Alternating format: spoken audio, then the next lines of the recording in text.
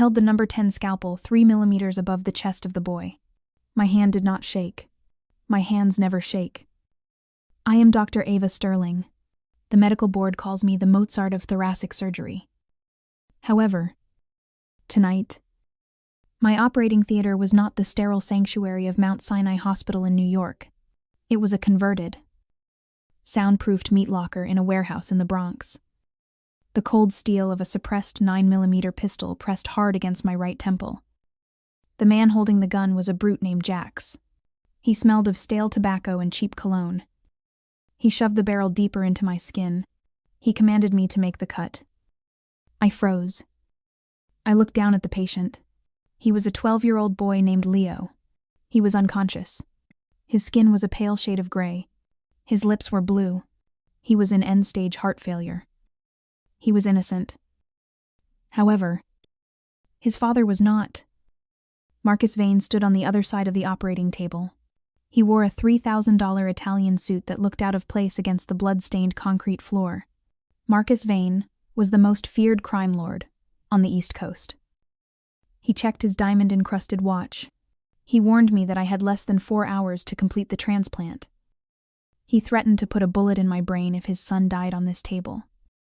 I took a deep breath. The smell of antiseptic and fear filled my lungs. I lowered the blade. The skin parted under the sharp steel. Blood welled up. I signaled the nurse for suction. The nurse was a terrified woman named Sarah, who Vane had kidnapped from my clinic along with me. Her hands trembled as she cleared the field. I focused on the anatomy. I separated the tissue. I sawed through the sternum. The chest cavity lay open. Inside, the boy's heart fluttered weakly. It was enlarged and misshapen. It was a ticking time bomb. It had perhaps an hour of life left. Marcus Vane leaned over the table. His eyes were cold and shark-like. He asked if the boy was ready to receive the new organ. I nodded. I kept my voice flat. I confirmed that the recipient was prepped. Then, I asked the question that had been burning in my throat for the last hour. I asked where the donor heart was coming from. ¿En legitimate hospital? A donor heart comes in a sterile cooler box. It comes with paperwork. It comes with the tragedy of a family saying goodbye to a loved one. However, there was no cooler box in this room. Marcus Vane smiled. It was a smile that chilled me more than the temperature of the room. He pointed to a curtained area in the corner of the warehouse. He signaled to Jax. Jax lowered his weapon from my head. He walked over to the curtain. He yanked it back. I gasped. My stomach dropped to the floor. There was a second operating table. On it lay a man. He was intubated. He was hooked up to a portable ventilator. His chest was rising and falling rhythmically. He was alive. Vane explained the situation with a casual cruelty. He told me that waiting lists were for poor people. He said he created his own supply chain. He explained that his men had found a perfect biological match earlier this evening. A healthy male in his early 30s. They had run him off the road in a staged hit-and-run accident. Vane claimed the man was brain-dead. He claimed it was a mercy to harvest his organs now. I felt bile rise in my throat. This was murder. I refused. I stepped back from the table. I threw the scalpel onto the metal tray with a loud clang. I screamed that I was a surgeon, not an executioner. Marcus Vane did not raise his voice. He simply pulled out his phone. He turned the screen toward me. It was a live video feed. It showed an apartment. My apartment. In the living room, my 6-year-old daughter, Lily, was sleeping on the couch. A man in a black ski mask sat in the armchair next to her. He was holding a knife. Vane offered me a simple choice. I could perform the harvest and the transplant. If I did, I would walk away with $10 million, and my daughter would wake up for school tomorrow. If I refused, the man in the mask would cut Lily's throat before I could blink. Tears stung my eyes. I looked at the screen. Lily looked so peaceful. She had no idea her mother was making a deal with the devil to save her life. I had no choice. I picked up the scalpel again. My fingers felt numb. I walked over to the second table. The donor table. I had to prep the donor. I had to stop his heart. I had to remove it. I looked at the man's body. He was covered in a white sheet up to his neck. His face was bruised from the car accident. His head was wrapped in gauze. I checked the monitors. His heart rate was strong. Too strong. I placed my hand on his chest to mark the incision line. Suddenly, I froze. I saw something on his left shoulder. The hospital gown had slipped down slightly. There was a birthmark. It was a jagged, red mark, shaped like a crescent moon. My breath caught in my throat. The room started to spin. I knew that mark. I reached up with a trembling hand. I pulled back the gauze covering the donor's forehead. I wiped away the dried blood on his cheek. I stared at the face of the man I was about to kill. It wasn't a stranger. It was Ethan. My brother. My twin brother, who had run away from home 15 years ago. The brother I had searched for across 3 states. The brother I had mourned when the police told me he was likely dead. He wasn't dead. He was lying on a table in a warehouse in the Bronx. And Marcus Vane had hunted him down like an animal because he had a rare blood type. My blood type. Vane shouted from across the room. He demanded to know why I had stopped. I fought the urge to scream. I fought the urge to vomit. If I told Vane that this was my brother, he wouldn't care. He would probably enjoy the irony. Or worse, he would kill us both instantly and find another surgeon. I had to think. I had to bury the sister and summon the surgeon. I needed time. I turned to Vane. I forced my face into a mask of clinical detachment. I lied. I told him the donor's blood pressure was unstable. I told him I needed to stabilize the heart before I could harvest it, or the organ would fail within minutes of the transplant. Vane narrowed his eyes. He was suspicious. He asked how long it would take. I told him I needed 20 minutes. He grunted. He gave me 10. I turned back to Ethan. I placed my hand on his cheek. His skin was warm. He was alive. I could feel it. He wasn't brain dead. His pupils reacted slightly to the light of the overhead lamp. He was in a medically induced coma. But he was in there. Vane had lied. I looked at the empty chest cavity of the boy on the other table. I looked at the video feed of my daughter. I looked at my brother. 3 lives hung in the balance. And I held the knife. A plan began to form in the darkness of my mind. It was reckless. It was dangerous. It was technically impossible. But I was the Mozart of thoracic surgery. If Vane wanted a heart, I would give him one. But I didn't promise it would be the one he expected. I whispered a silent apology to my brother. Then, I asked the nurse for a syringe of epinephrine and a cooling blanket. I was about to perform the most complex medical magic trick in history.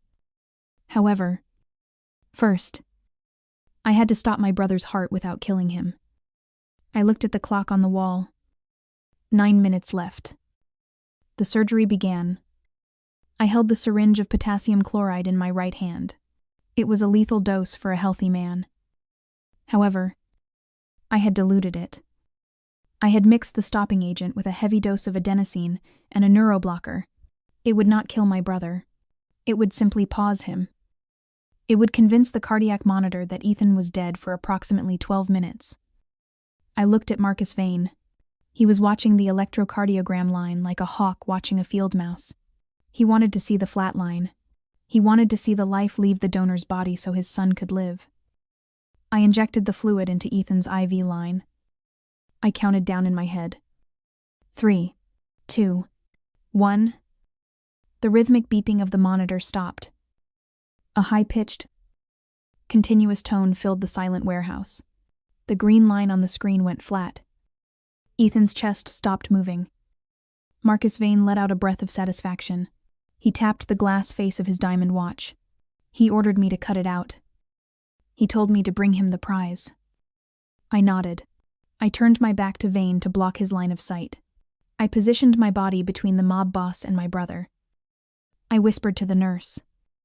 "Sarah, I told her to keep the ice packs on Ethan's head. I told her to maintain cerebral perfusion pressure by manually massaging his neck arteries whenever Vane looked away. Sarah looked terrified, but she nodded. She understood that we were conspirators in a capital crime against the mafia. I picked up the rib spreader. I cranked the metal device open on Ethan's chest. The sound of cracking bone echoed off the concrete walls. It was a gruesome sound. Jax, the gunman, winced. He took a step back. He was a killer. But he was not a butcher. This was my advantage. Men like Vane and Jax understood violence. But they did not understand anatomy. They saw blood, and they saw death. They did not see the subtle difference between a harvest and a rescue. I reached into Ethan's chest cavity. My gloved hands touched his still warm heart. It was paralyzed by the drugs. But it was structurally sound. I did not cut the aorta. I did not sever the vena cava. Instead, I packed the chest with surgical sponges soaked in warm saline. I created a visual illusion. To the untrained eye, it looked like I was removing the organ. Then, I performed the switch. I reached into the sterile bowl on the instrument tray. I grabbed a large, bloody mass of medical gauze that I had shaped into the size of a human heart. I lifted it high into the air. Blood dripped from the gauze onto the floor. I announced that the heart was out. Vane smiled. It was a predatory, triumphant grin. He told me to hurry. I placed the fake heart into a metal bowl. I covered it instantly with a sterile drape. I moved quickly to the second table. Now came the impossible part. I had to put a heart into the boy. Leo. But I didn't have a new heart. I only had his old, failing one. However, I knew something Vane did not. I had studied Leo's echocardiogram while I was scrubbing in. His heart failure was caused by dilated cardiomyopathy. His heart was too big. The muscle was stretched thin, like an overblown balloon. There is a procedure called the Batista operation. It is an old, risky technique. It involves cutting a wedge out of the enlarged heart and sewing it back together to make it smaller, to make it pump efficiently again. It is not a cure, but it is a bridge. It would buy the boy 24 hours of life. And 24 hours was all I needed to destroy Marcus Vane. I lowered the metal bowl onto the boy's surgical tray. I blocked the view with my shoulders. I worked with the speed of a magician. I cut open the boy's chest. I exposed his massive, quivering heart. I did not remove it. Instead, I sliced a large triangle of muscle out of the left ventricle. I sutured the edges together with lightning speed. I reshaped his own organ. I tightened the geometry of the pump. Suddenly, a shadow fell over the table. It was Jax. He was standing right behind me. He was peering over my shoulder. He was suspicious. He asked why I wasn't putting the new heart in yet. He pointed the silencer of his pistol at my spine. He asked why the new heart was still in the metal bowl. My blood ran cold. I froze. My hands were deep inside the boy's chest. If I moved, the boy would bleed out. If I lied poorly, Jax would shoot me. I had to improvise. I looked up at Jax. I kept my eyes locked on his. I told him that the donor heart needed to be flushed with heparin to prevent clotting. I told him that if I put it in now, the boy would have a stroke and die instantly. I asked him if he wanted to explain a dead son to his boss. Jax hesitated. He looked at the metal bowl. He looked at the boy. He looked at Vane, who was pacing on the other side of the room. Jax grunted. He backed off. He told me to get on with it. I exhaled. I pretended to lift the new heart from the bowl. In reality, I simply discarded the bloody gauze into the waste bin. I returned my hands to the boy's chest. I finished the sutures on his reshaped heart. I signaled Sarah to release the aortic clamp. This was the moment of truth. If the boy's heart didn't restart, the game was over. Lily would die. I would die.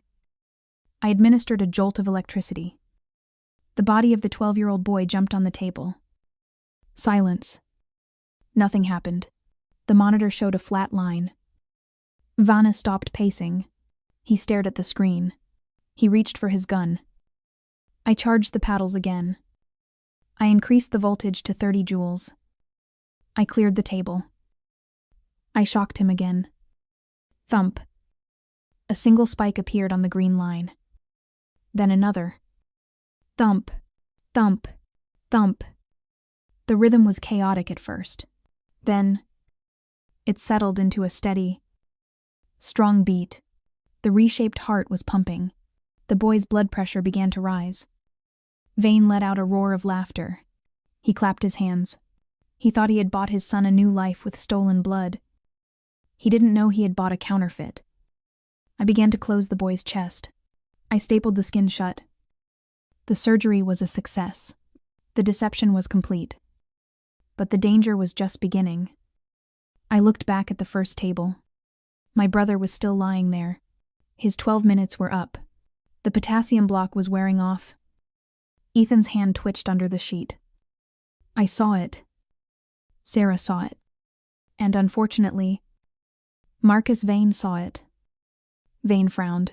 He walked toward the donor table. He tilted his head. He asked why the dead man was moving. My heart hammered against my ribs like a trapped bird. If Vane checked for a pulse, he would find one. He would realize the heart was still inside. He would realize I had played him. I had seconds to act.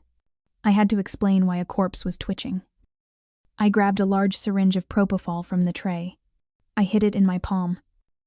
I told Vane it was a spinal reflex. I explained that the nerves fire randomly after death. Vane didn't look convinced. He reached for the sheet covering Ethan's chest. He wanted to see the empty cavity. He wanted to see the hole where the heart used to be. I stepped in front of him. I blocked his path. I told him to stop. I told him that the boy was crashing. It was a lie. The boy was stable. But it was the only distraction powerful enough to turn a father's head. Vane spun around to look at the monitor. In that split second, I plunged the syringe into Ethan's IV line. I gave him a sedative strong enough to knock out a horse. His twitching stopped instantly. Vane looked back at the boy's monitor. He saw the stable rhythm. He turned back to me with fury in his eyes. He asked if I was trying to be funny. I shook my head. I told him the sensors were loose. Vane stared at me. He studied my face. He was looking for fear. He was looking for a lie. Then, his phone rang. He answered it. He listened for a moment. His expression changed from suspicion to pure malice. He hung up. He looked at me. He told me the surgery was done. He told me the money would be wired. But then, he gave Jax a new order. He told Jax to clean up the mess. He pointed at my brother's body. He told Jax to put the donor in the incinerator. He said they didn't leave evidence behind. I felt the blood drain from my face. I had saved my brother's heart, but now I had to save his body from the fire. And I had exactly 5 minutes before Jax dragged him to the furnace.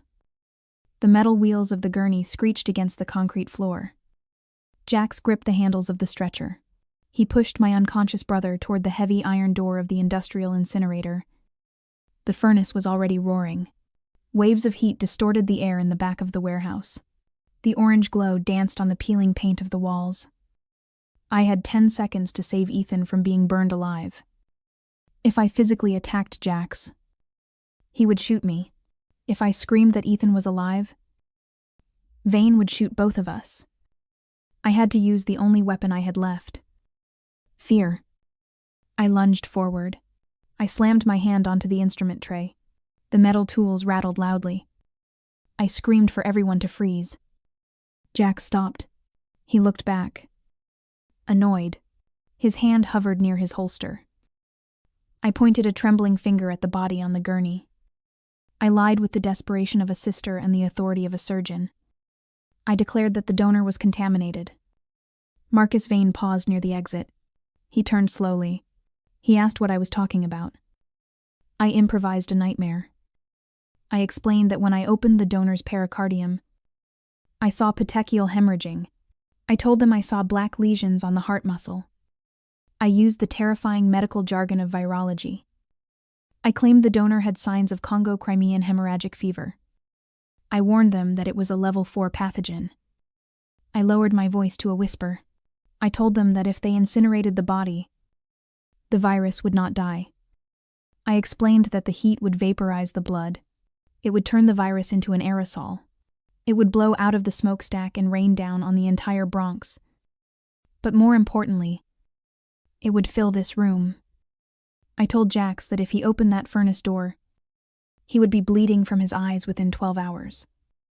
Jax released the gurney instantly. He backed away as if the sheet was made of fire.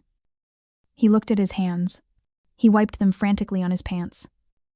Vane looked at me. His face was pale. Even monsters are afraid of things they cannot shoot. He asked if his son was infected. I shook my head. I told him I caught it in time.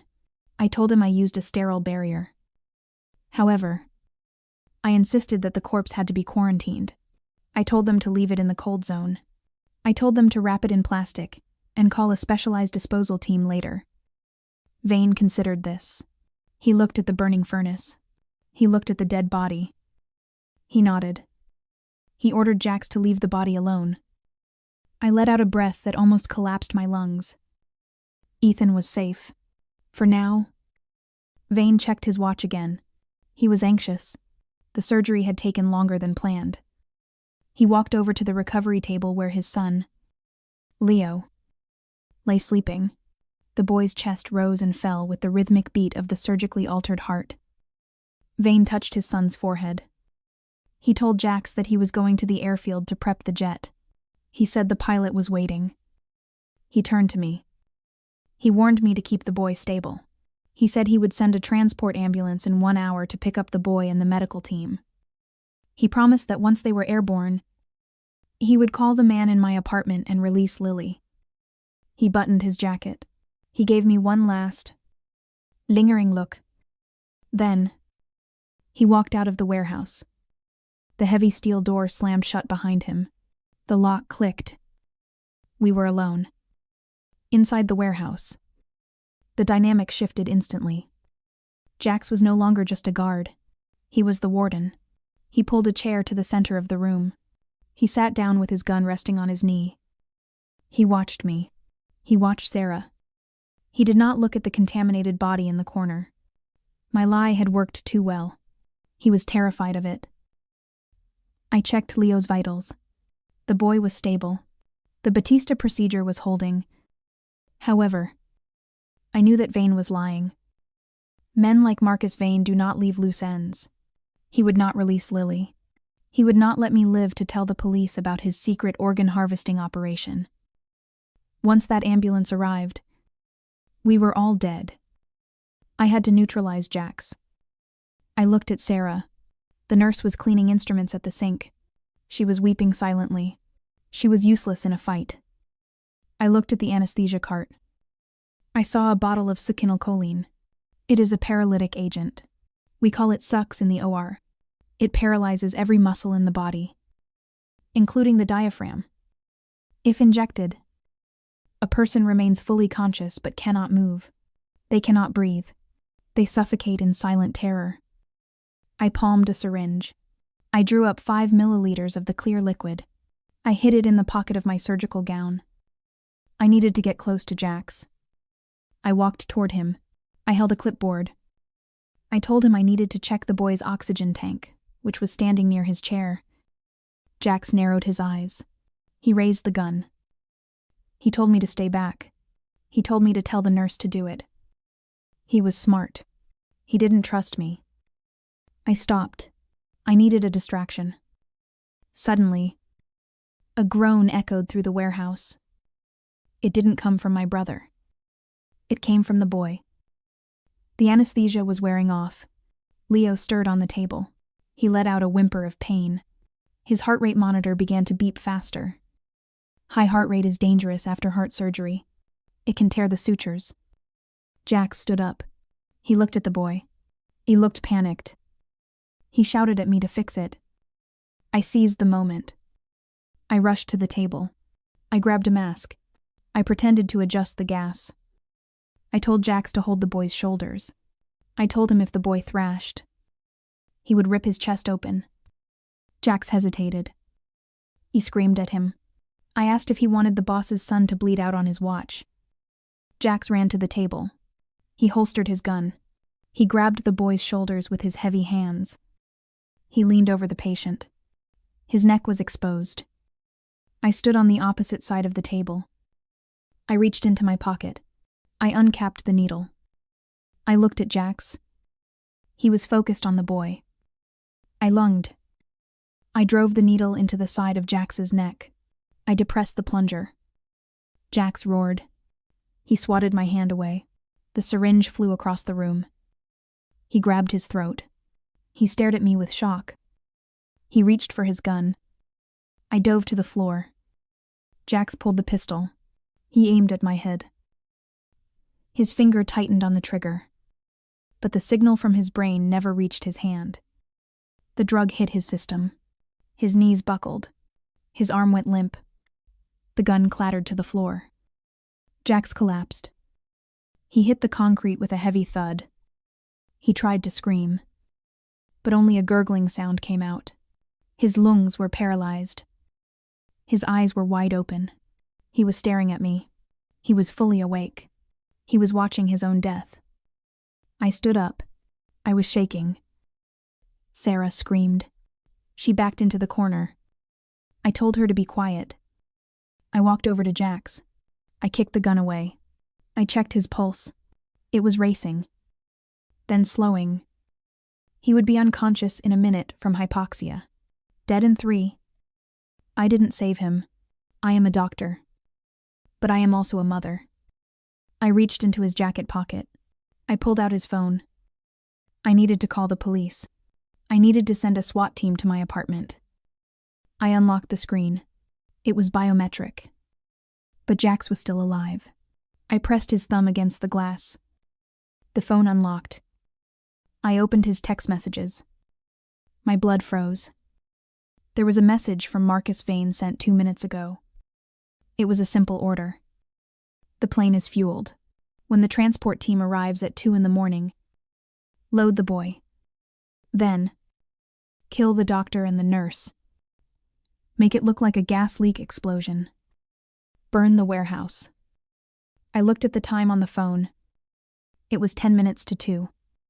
The transport team was 10 minutes away. I couldn't call the police. A SWAT team would take 20 minutes to breach my apartment. By the time they got there, Vane would know something was wrong. He would call the masked man. Lily would die. I was trapped. I had 10 minutes before a hit squad arrived to kill us. I looked at the phone again. I saw the contact named Ghost. It was the man holding my daughter. An insane idea formed in my mind. Vane thought I was a helpless victim. He thought I was just a surgeon. He forgot that I had his son. He forgot that I had the phone of his top lieutenant. I looked at the sleeping boy. I looked at the medical equipment around me. I wasn't going to run. I couldn't run. I was going to turn this warehouse into a fortress. I looked at Sarah. She was still crying.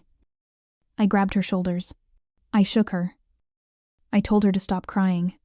I told her we were going to perform one last procedure. I told her to go to the supply cabinet and get every tank of pure oxygen and every bottle of flammable alcohol we had. I looked down at Jax's dying body.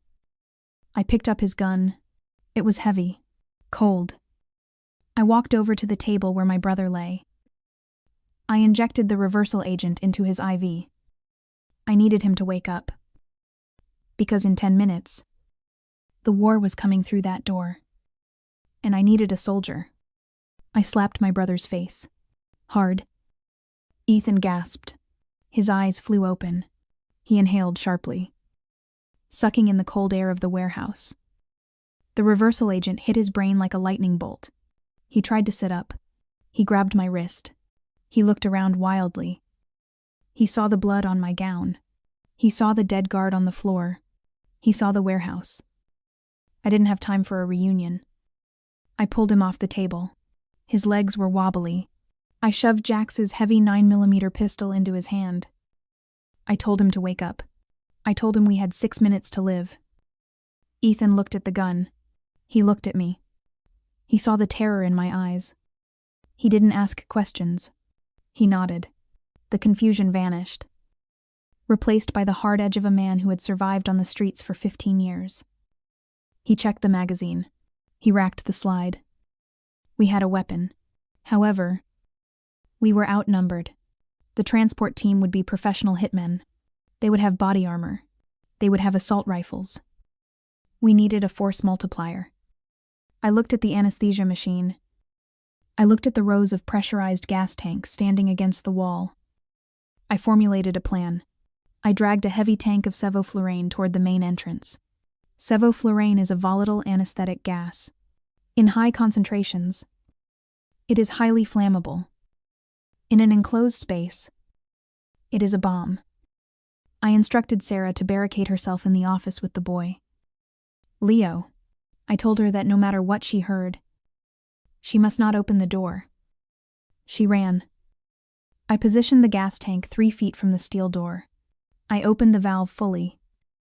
The sweet, chemical smell of the gas began to fill the entryway. I retreated behind a stack of shipping crates 20 feet away. Ethan crouched beside me. He leveled the pistol at the door. I held a road flare I had found in the emergency kit of the ambulance van left behind. We waited. The silence in the warehouse was heavy. It was broken only by the steady beep of the boy's heart monitor from the office. 1 minute to 2. I wiped the sweat from my palms. 2 in the morning. The lock on the heavy steel door clicked. Slowly, the door swung open. 3 men stepped into the warehouse. They wore black tactical gear. They held suppressed carbines. They moved with silent, fluide precision. They were not here to talk. They were here to sanitize the scene. The lead man signaled. They fanned out. They walked right into the cloud of invisible gas. I waited for them to step past the tank. I struck the flare. The red phosphorus sparked and hissed. The light was blinding in the dark room. The lead gunman turned toward the light. I threw the flare. It arced through the air. It landed directly in the stream of venting gas. The air ignited. A ball of blue and orange fire erupted in the entryway. The concussion wave rattled the windows high above. The 3 men were engulfed in the sudden flash fire. They screamed. They scrambled backward, batting at the flames on their tactical vests. The fire suppression system on the ceiling triggered instantly. Water rained down, turning the room into a chaotic storm of steam and smoke. I shouted at Ethan. Ethan stood up. He fired 3 shots into the smoke. One of the men dropped. However, the other 2 were professionals. They rolled to cover behind a forklift. They returned fire immediately. Bullets chewed into the wooden crate shielding us. Splinters flew into my face. We were pinned down. The lead gunman shouted orders. He told his partner to flank us. I saw a shadow moving to our left. They were circling. They were going to catch us in a crossfire. Ethan fired again, but the slide of his pistol locked back. Empty. He looked at me. His eyes were wide. He dropped the useless gun. The flanking gunman stepped out from behind a pillar. He raised his rifle.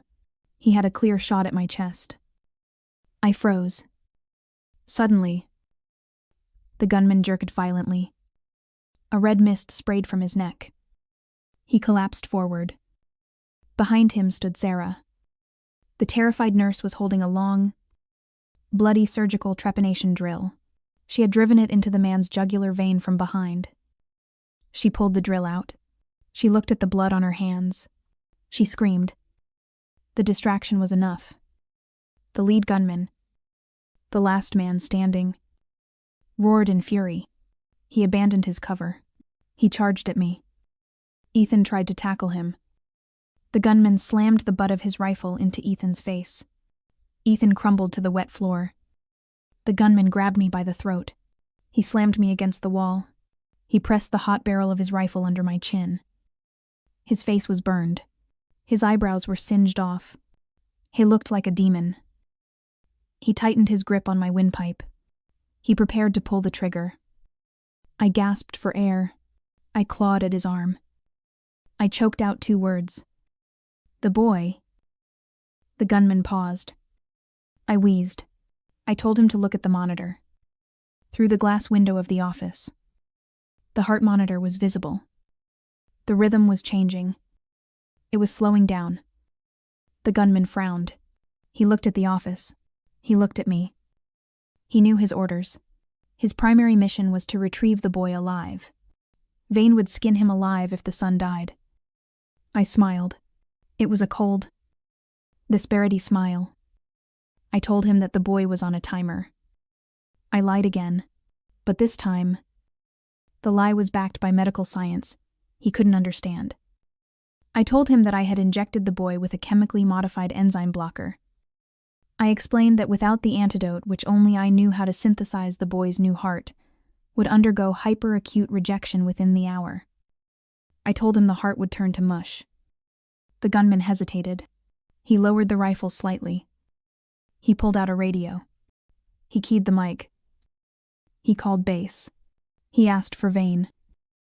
"Un moment la terre?" The voice of Marcus Vane crackled through the speaker. He sounded impatient. He asked if it was done. The gunman didn't answer. He held the radio to my mouth. I spoke into the black plastic mesh. I told Vane that his cleaners failed. I told him his son was dying. Vane's voice turned to ice. He accused me of bluffing. I told him to look at the telemetry on the boy's pacemaker, which was linked to the cloud. I told him to watch the heart rate drop. I explained that I had turned his son into a ticking clock. I offered him 2 choices. Choice A was simple. His men kill me. The secret of the antidote dies with me. His son dies 40 minutes later in agonizing pain. Choice B was the only way out. He calls the man in my apartment. He tells him to walk out the front door. He lets my daughter go.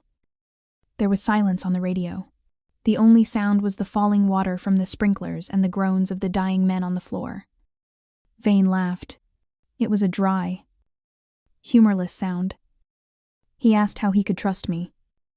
I told him he didn't have to trust me. He had to trust the biology. I promised him that I was the only one who could keep that heart beating. I told him I was holding his legacy hostage. Vane cursed. He made his decision. He ordered the gunman to stand down. He told me to put the phone on speaker. I waited. My heart pounded against my ribs. I heard Vane dialing a second number on the line. I heard the ringtone. Someone picked up. Vane spoke into the phone. He ordered the release of the girl. He ordered the guard to leave the apartment. I held my breath.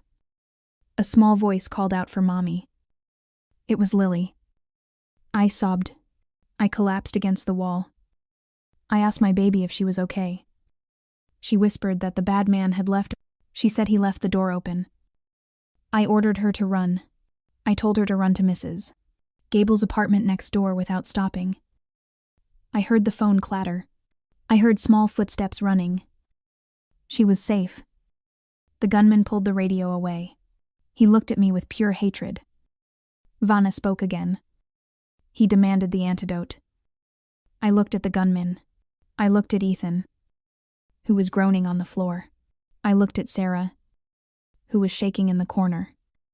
Vane thought he had won. He thought the deal was done. He thought I would save his son now. But Marcus Vane had made a fatal miscalculation. He forgot that I had already performed the surgery. And he forgot that I had seen the face of the monster who ordered the hit on my brother. I didn't have an antidote. Because there was no poison. The boy's heart was slowing down because I had simply turned down the pacing rate on his external device before I left the room. It was a harmless trick. However, Vane didn't know that. And now that Lily was safe, I didn't need to negotiate anymore. I needed to finish this. I looked the gunman in the eye. I told him the antidote was in the boy's chest. The gunman frowned. He asked what I meant. I whispered that I hadn't injected him. I told him I had implanted a tracker.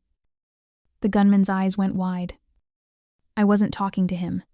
I was talking to the FBI surveillance team that had been tracking the unique frequency of the experimental pacemaker I used.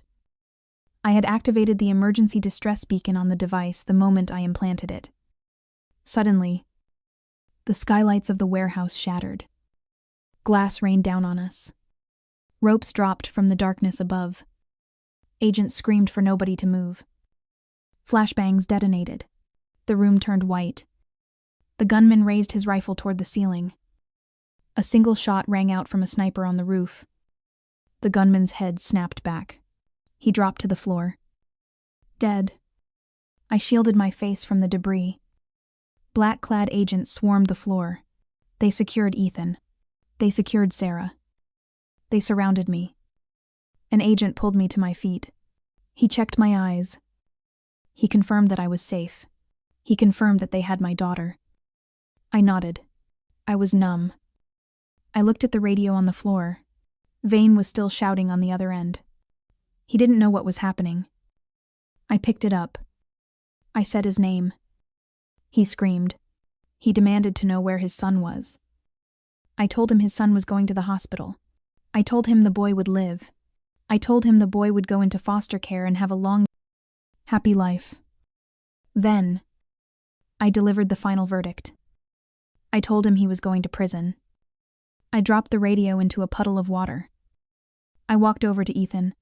Jag knelt beside him. He was battered. Bleeding. But he was smiling. I hugged him. It was over. Or so I thought.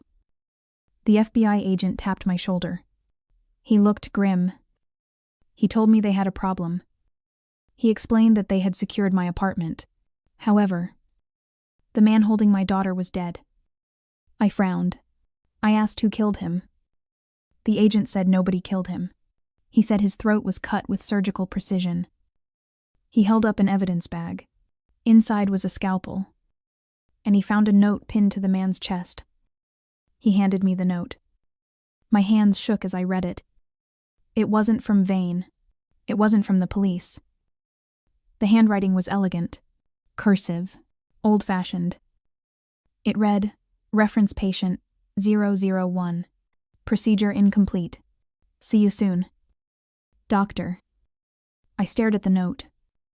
I knew that handwriting. It was the handwriting of my mentor, Dr. Arthur Blackwood. The man who taught me everything I knew about heart surgery. The man who died 3 years ago. I looked up at the skylight. The cold night air rushed in. The nightmare hadn't ended. It had just changed players. The adrenaline began to fade. My hands finally started to shake. I sat on the rear bumper of the ambulance wrapped in a gray thermal blanket.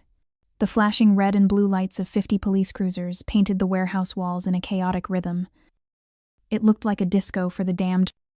I watched the paramedics load my brother onto a gurney. Ethan was battered. His face was swollen. However, he was conscious.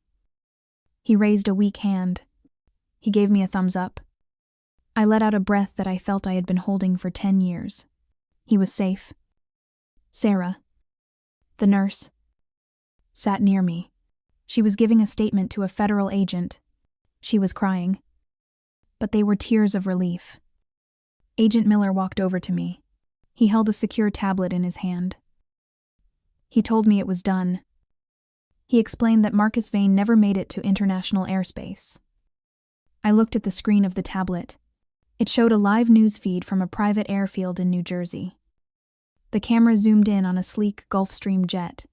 It was surrounded by armored SWAT vehicles. Agent Miller narrated the takedown with professional satisfaction. He explained that Vane had boarded the plane and ordered the pilot to take off immediately. He thought he was untouchable. However, Vane had forgotten the tracker. The experimental pacemaker I implanted in his son did not just signal a medical distress. It broadcasted a transponder code reserved for high-level national security threats. I had registered the device under the doomsday protocol of the medical trial. The moment Vane's son stepped onto that plane, the Federal Aviation Administration grounded every flight in the sector. Two F-16 fighter jets had been scrambled to intercept. Vane was grounded by the very heart he tried to steal.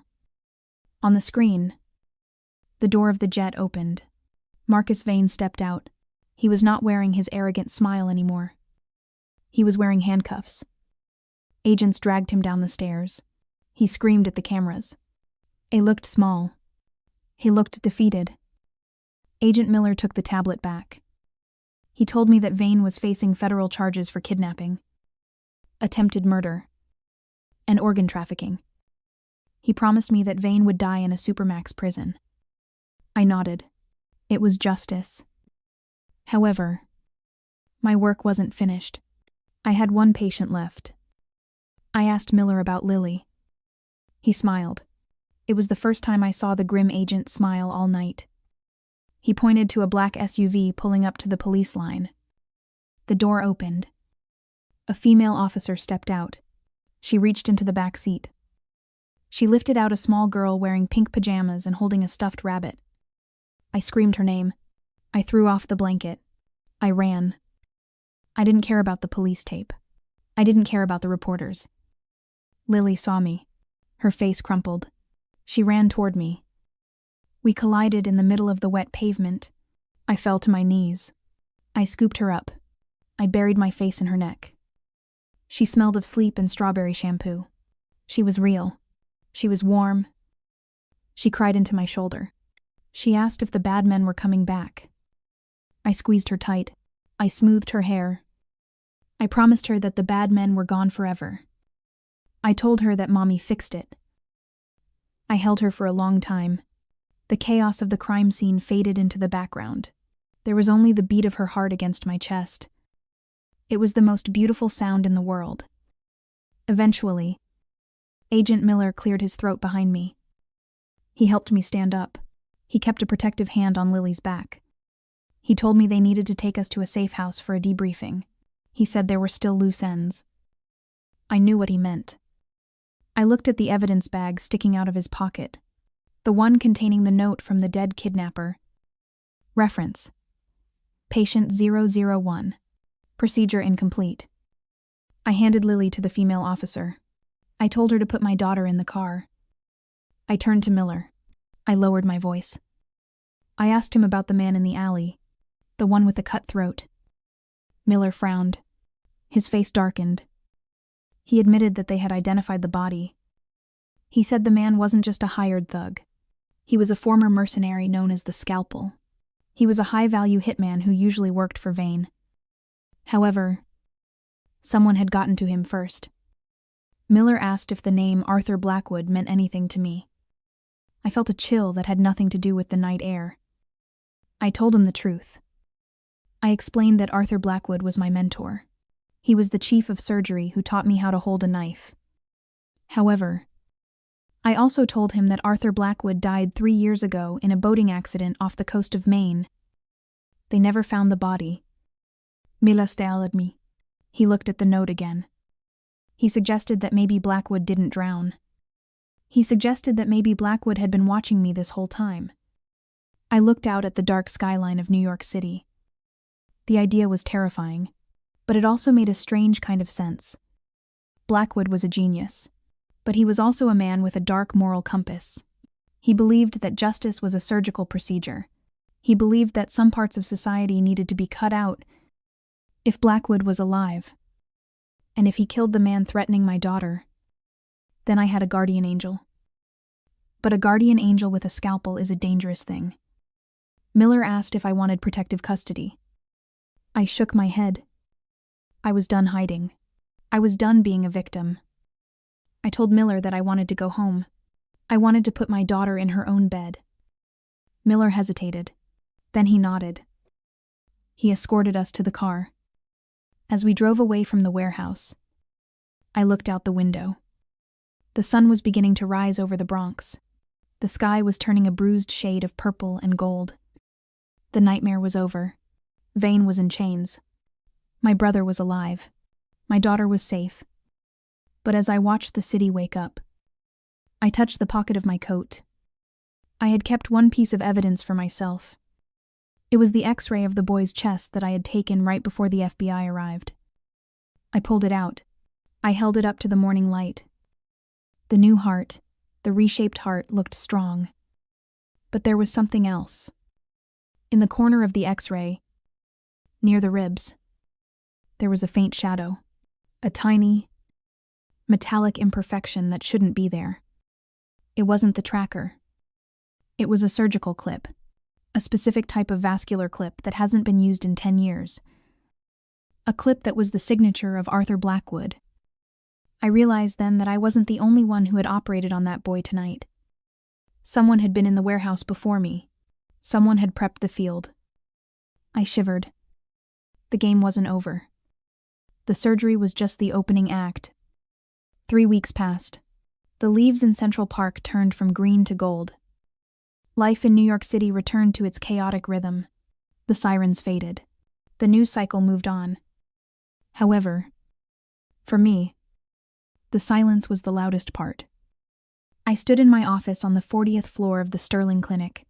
The floor-to-ceiling windows offered a panoramic view of the city I had saved. I held a newspaper in my hand. The headline was bold and black. It read that mob boss Marcus Vane was indicted on 30 counts of racketeering and murder. The article detailed the FBI raid. It mentioned the anonymous tip that led them to the warehouse. It mentioned the heroic surgeon who kept the son alive.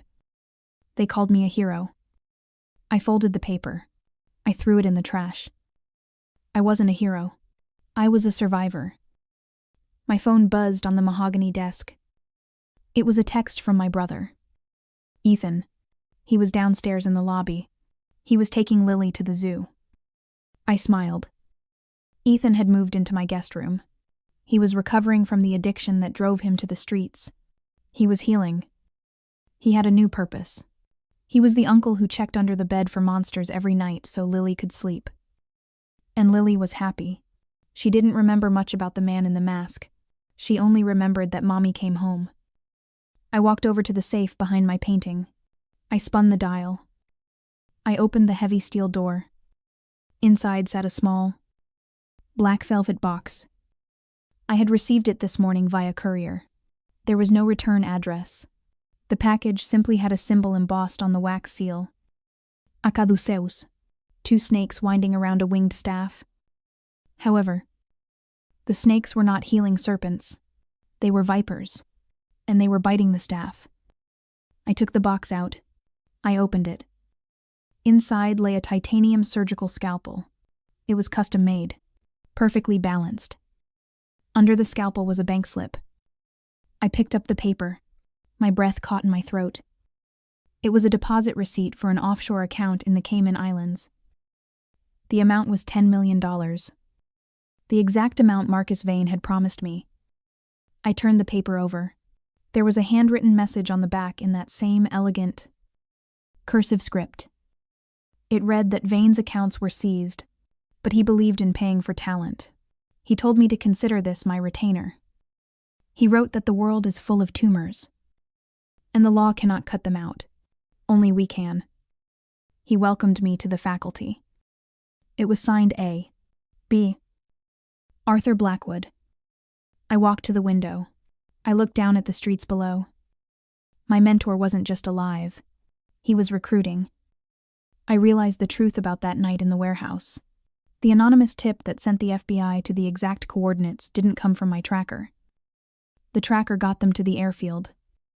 But the tip about the warehouse came hours earlier. Blackwood had been watching.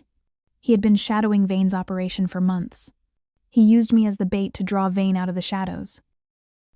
He risked my life. He risked my daughter's life. But he also ensured Vane was destroyed completely. I looked at the $10 million receipt. It was blood money. It was stolen from a monster. I should have been disgusted. I should have called Agent Miller. I should have handed over the evidence. I looked at the titanium scalpel. I picked it up. It felt cold and heavy in my hand. It felt like power. I thought about the justice system. I thought about how men like Vane slipped through the cracks for years. I thought about the fear in my daughter's eyes. The law is a shield, but sometimes a shield is not enough. Sometimes, you need a knife. I took out my lighter. I held the flame to the corner of the bank receipt. I watched the paper curl and blacken. I watched the evidence turn to ash. I wasn't going to turn Blackwood in. I wasn't going to join him. Not yet. But I was going to keep the scalpel. I sat down at my computer. I opened a secure browser. I logged into the hospital database. I searched for the patient record of Leo Vane. The boy was recovering in a secure foster facility upstate. His heart, the heart I remodeled, was beating strong. He would live a normal life. He would never know his father was a devil. I typed a note into his file. I flagged it for follow-up in 6 months. I closed the laptop. I stood up. I smoothed my white coat. I walked out of my office. My assistant looked up from her desk. She asked if I was leaving for the day. I shook my head. I told her to prepare operating room 2. I told her we had a bypass at 3 o'clock. She nodded. I walked down the hallway. The fluorescent lights hummed overhead. The smell of antiseptic filled the air. Most people think doctors play God. They are wrong. God judges people in the afterlife. We judge them on the table. I am Dr. Ava Sterling. I save lives. But now I know that sometimes, to save the innocent, you have to be willing to cut out the cancer. Even if the cancer is a man. I pushed open the double doors of the operating theater. The scrub nurses were waiting. The patient was prepped. The lights were bright. I held out my hands. I asked for gloves. The surgery begins now.